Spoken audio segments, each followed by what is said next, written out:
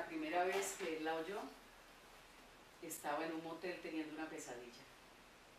Soñaba que estaba en la mitad de un valle, así muy hondo, con una neblina espesa que le sacaba el aire, y sintiendo que iba a ahogarse, de repente escuchó su voz, bueno, su gemido, y eso lo fue regresando a estar despierto. Y cuando despertó, estaba durmiendo al lado de Cecilia, que era una de esas mujeres que cuando duerme siempre está haciendo contacto.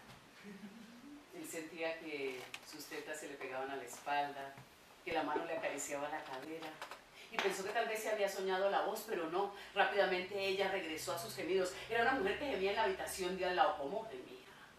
Aquella mujer chillaba como una gata en celo, con unas variaciones de la voz, unas profundidades. Esa mujer gemía de placer como si la estuvieran asesinando. Y él entonces empezó a imaginarse en qué postura estaba.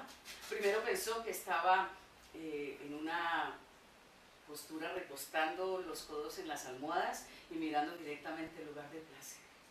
Luego pensó que tal vez ella estaba en una pose un poco menos tradicional, o tal vez sí, mirando hacia la pared mientras su hombre la acaballaba por detrás. Después pensó que tal vez estaba en una postura un poco más tradicional, extendida sobre la almohada, mientras él la cabalgaba ojos a ojos. Después pensó que tal vez ella estaba a cabalgadas. Después pensó que no importaba en qué postura estaba. Que lo importante era que esa mujer no podía ser una mujer normal. Una mujer que fuera capaz de gemir de placer de esa manera. Una mujer que era así, tenía que conocerla, tenía que saber cómo era. Cecilia, de repente, él dio media vuelta y ella se le reacomodó aquí por el cuello. Y claro, los gemidos de la que estaba al otro lado empezaron a reanimarle los deseos de despertarla para regresar a las batallas que habían tenido y que los habían llevado al sueño, pero ella soltó el último alarido. Y en un momento que tal vez con el alarido Cecilia lo liberó del abrazo, él se levantó desnudo y dijo: necesito verla. Él quería saber cómo era, cómo se veía aquella mujer. Entonces, desnudo, escuchó cómo en la otra habitación se ponían, se arreglaban, se preparaban. Y claro, él se fue a la ventana porque la ventana daba sobre la salida del motel. Era una noche lluviosa donde estaba el taxi ahí parqueado. Las luces se reflejaban en el suelo. Y cuando la vio salir, por favor, era una mujer sencilla, no tenía curvas arrebatadoras, no era el centro de la sensualidad, no, una mujer pequeña, menuda, con un abrigo mostaza que le bajaba de la rodilla, unas gafas así como culo de botella, una mujer casi elegante, que podía haber sido una maestra de infantil, una maestra jardinera, una directora de recursos humanos, una madre de familia con niños pequeños. O sea, una mujer que nadie esperaría que fuera capaz de gemir de aquella manera en un motel.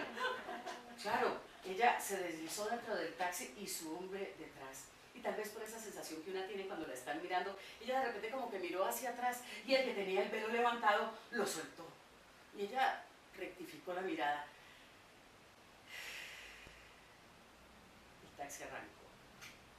Aquel jueves, al lado de Cecilia, ya no tenía ningún sentido.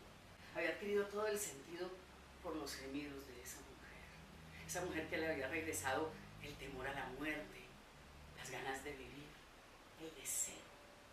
Y empezó a buscarla desde el día siguiente, en los lugares a los que entraba, en las tiendas donde lo atendían, en los clientes que visitaba. Pero pasó viernes, sábado, domingo, lunes, y no, el azar era cruel con él. El martes tomó la decisión de regresar al motel el jueves siguiente. Tal vez porque volviendo a ese motelito de medio pelo, de 3 pisos, que quedaba en el centro de la ciudad, y que era así un poco de bajo perfil, a lo mejor la volví a encontrar. Ese jueves él fue con Irene, que era una de esas mujeres que cuando duerme se extiende como en cruz en la cama, no dejándole espacio a nadie a su alrededor cuando cae en el sueño. Y bueno, a eso de las 11:30 habían llegado, y como a la 1 de la mañana los venció el cansancio.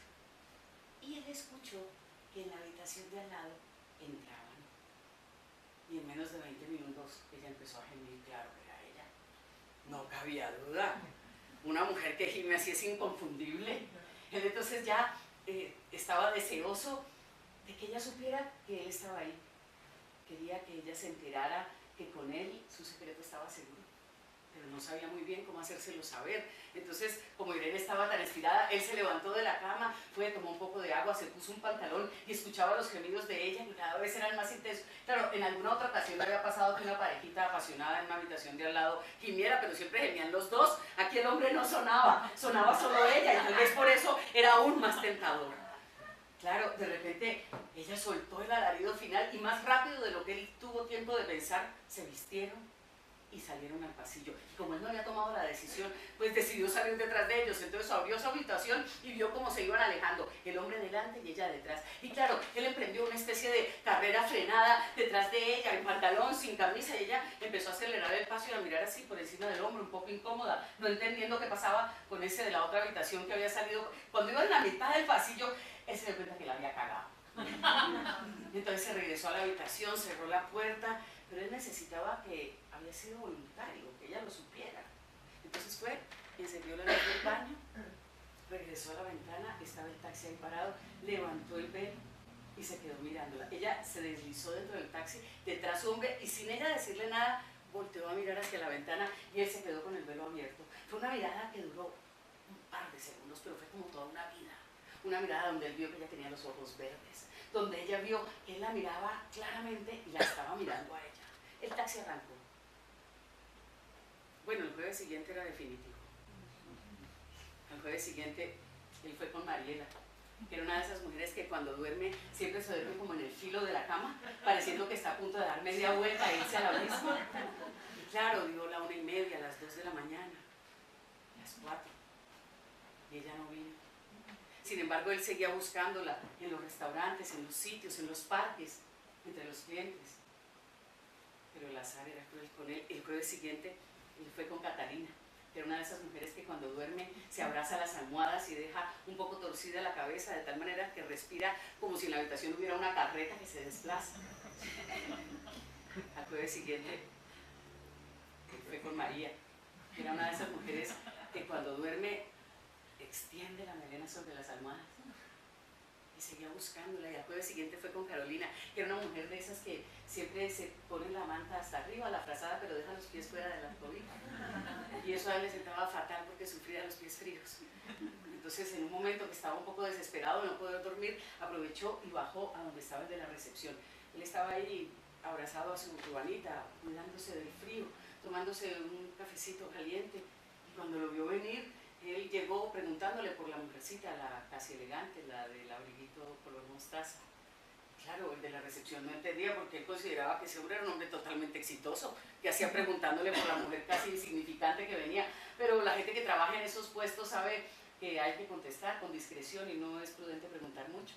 Entonces le explicó, sí, ella viene hace casi un año, sí, siempre con el mismo hombre, sí, siempre los jueves, sí, aunque hace varios que no viene. Entonces él le dijo que si ella volvía a le avisar, no importaba qué día ni qué hora, le dejó el teléfono de la oficina, el celular, el teléfono de la casa, que le avisara en cuanto ella entrara. Al jueves siguiente, él fue con María Teresa, que era una de esas mujeres que cuando duerme siempre está tirando patadas y un poco enloquece al que la acompaña. Al jueves siguiente fue con Luz, es que cuando se duerme los ojos no le cierran bien, y cuando uno no está muy seguro si lo están mirando o lo están mirando.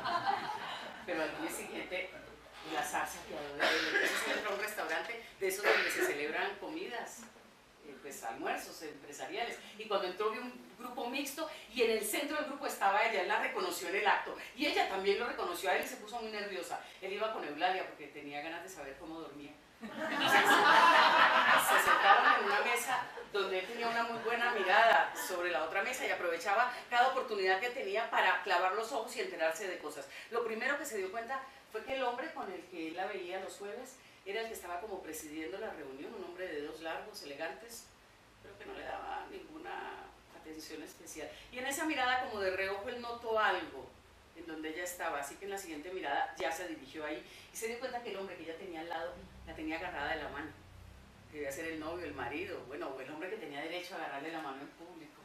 Eulalia ya estaba descompuesta, porque había intentado mantener la conversación y de repente le había perdido todo interés y ahora él no contestaba sino en monosílabos y ella también decidió como un espejo empezar a contestar en monosílabos y a comerse la comida con la tranquilidad de que aquello no iba a ir para ninguna parte. En cuanto le recogieron el plato principal, el segundo, el fuerte, él pidió permiso para ir al baño.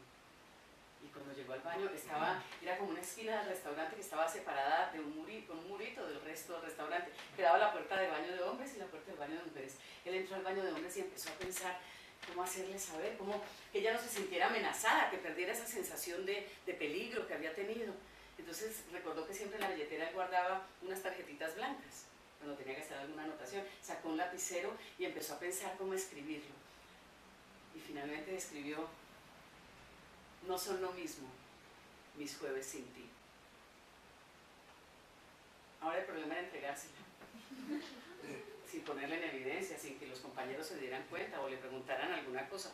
Pero él pensó que ella se le ocurriría algo, la guardó así en el bolsillo de la chaqueta, y cuando abrió la puerta del baño ella se lo había resuelto, porque ella estaba parada ahí en la puerta del baño de hombres, esperando que él saliera. Y en cuanto él abrió la puerta, ella lo miró y le dijo: ¿qué quiere?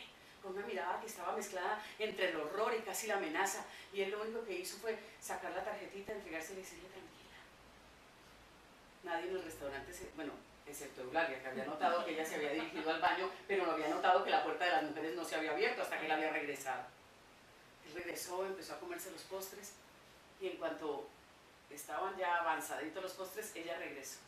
Pero venía con otra cara, con una cara casi tranquila, una cierta picardía, una actitud distinta. Empezó a reírse de las conversaciones, y ahora ella era la que lo escaneaba cada vez que podía, cada vez que dirigía los ojos lo recorría. Cuando se levantaron con Eulalia y fueron a pagar el almuerzo, ella lo miró de arriba abajo. Al jueves siguiente él fue con Ana Julia, que era una de esas mujeres que cuando duerme se va moviendo en la cama como si fueran las agujas de un reloj, de tal manera que enrosca las sábanas, le quita la cobija al otro. Y antes de subir, él le dijo al de la recepción que le reservara a la mujercita del abrigo en la habitación de al lado. Y sí, como a eso de las 12 de la noche, 1 de la mañana, él escuchó que se abría la habitación. Y claro, cuando se abrió la habitación, en menos de 20 minutos, ella empezó a gemir. Era ella. Gemía con aquel placer, con aquel frenesí, con aquel olvido del mundo exterior, con aquel olvido del mundo, con ese gusto por disfrutar, que él sabía además que ahora gemía un poquito para él. Y así la cita se sigue cumpliendo todos los jueves. Él ha ido también con Ana María, que es una de esas mujeres que cuando duerme logra quitarle al otro todo el cobertor, la cobertura, todo, dejarlo completamente destapado. También ha ido con Lucía, que es una de esas mujeres que siempre, si la tocan en el sueño, se ofende porque siente que la están violando en un mundo muy personal y propio. También ha ido con Berta, que es una de esas mujeres que todo el tiempo está contando los sueños que tiene, incluso cuando está dormida.